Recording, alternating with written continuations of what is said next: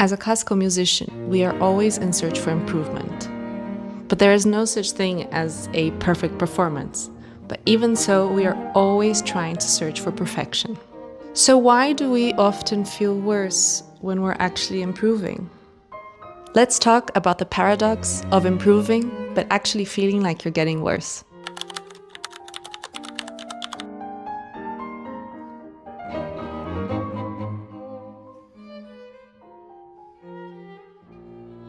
I'm sure you've often seen young children performing incredibly well.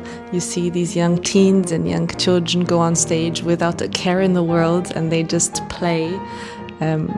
It's almost as if they don't understand the gravity of going on stage and having to deliver a performance with musical meaning for a public that is expecting beauty and wonder for an evening that sometimes they paid for. And I've thought a lot about this, and I think it's because children take things at face value. So they think, if I have to play, then I play. As we grow older, self-doubt starts to grow, which is natural, especially in our teens, as we start developing our brain. Also, as we grow older and we improve, we also come to realize how much better we can actually be, how much more space we have to improve. And that's something in everything in life, not only in music, so every career, especially in sports. And so for us, we have always a search for different interpretations, improving interpretations. How can we reflect that in our playing? So all of that is part of what we try to develop when we are searching to improve. I always believe that our imagination should be our guide.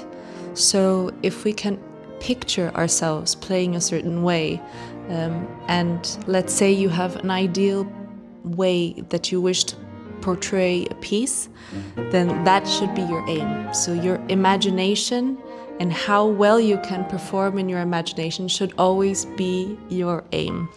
So quite simply put, if we can imagine ourselves at our best, that is what we should aim for in practice.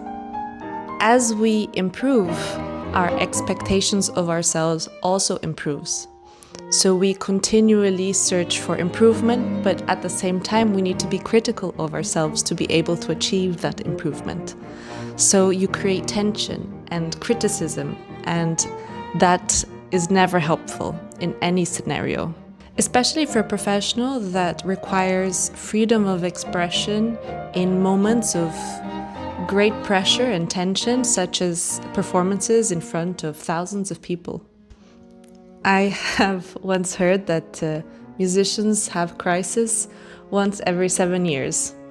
And every time we overcome a crisis, we understand better what music really means to us, and we solidify our relationship with music even more.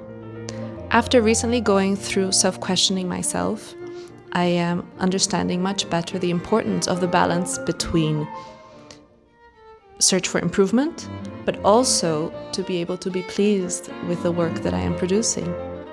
I'm not saying that comparison to our peers and colleagues is not important, because it is extremely important for our development, but it can also be extremely damaging to our own personal journey.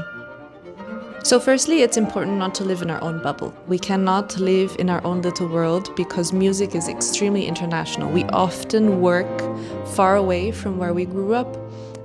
So we need to be able to offer a level and a quality of music that is deemed great internationally. So for us to know this level internationally, it is important for us to be able to compare ourselves to our peers and to the level being demanded internationally. But this comparison, if not done right, can be extremely damaging to our journey.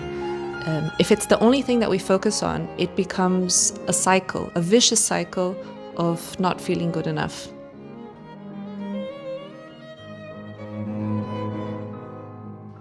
So a question that I found super important in my own personal journey that I think would help anyone in any scenario is to question yourself. Why do I do what I do? It sounds simple and banal, But the truth is, every person must find their why. This applies to any profession, but for music, it's extremely important. Why do I do what I do? Is it because I love my instrument? Is it because I enjoy playing with other musicians?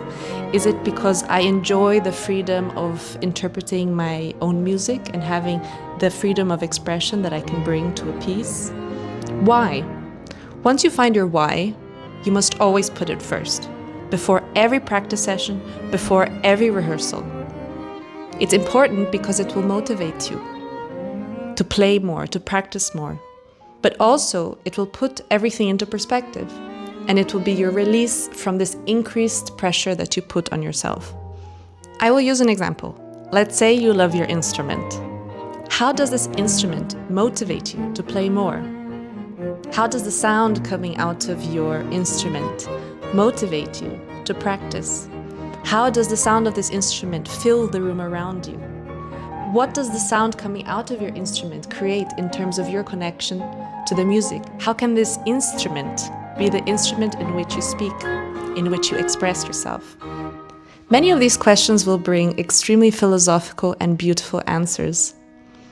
And these answers will inspire you to practice, inspire you to improve, but also to find strength, beauty, and inspiration. And inspiration is everything in the arts.